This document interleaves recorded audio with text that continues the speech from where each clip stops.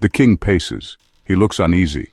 A map, drawn like veins on parchment, lies across the table. He traces the path with his finger. It is a deadly line across enemy territory.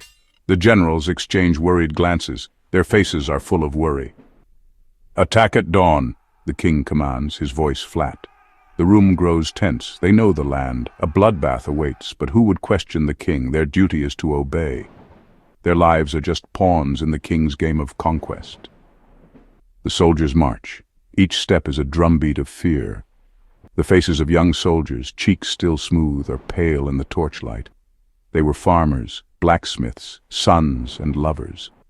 The king's ambition made them tools of war. They don't understand strategy or the big picture. They only know fear. And many have a terrible feeling they won't live to see the sunrise.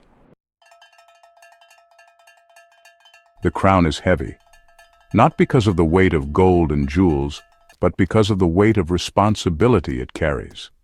A true leader understands this weight. They know that leadership is not about power, but about service. It is not about recklessly sacrificing lives on the battlefield, but about protecting the lives entrusted to them. Not out of a desire for glory, but by making decisions with a heavy heart. Every life at risk is precious, a universe in itself.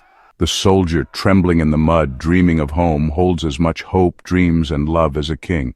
A wise leader remembers this. They know that a victory won with the people's blood is a hollow victory. Their duty is not just to win wars, but to achieve peace, just as King Sejong always put his people first. History is filled with the wreckage of failed leadership. The ghosts of Gettysburg, the eerie silence of the Somme, countless battlefields covered with the bodies of young men sacrificed on the altar of ego. These are the costs of indifference, stark examples of the ruthless outcomes of leaders who saw soldiers as expendable.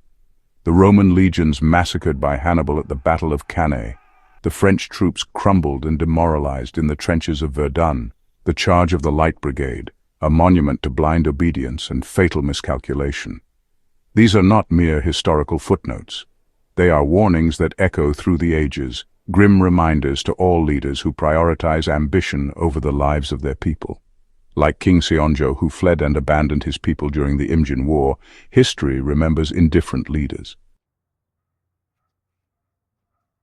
We must demand better from our leaders and from ourselves. The world needs leaders who understand the true cost of war, leaders who value empathy over aggression, strategy over brute force, leaders who exhaust every diplomatic option before even considering the path of conflict. The future demands a new kind of leadership, one rooted in compassion and wisdom. Leadership that understands true strength lies not in the power to destroy, but in the courage to build, to negotiate, and to forgive. The time for reckless war games is over. The lives of our sons and daughters are not theirs to gamble with. The future demands leadership worthy of their sacrifice. Let us build it together, just as the Hongik Ingen ideal teaches us.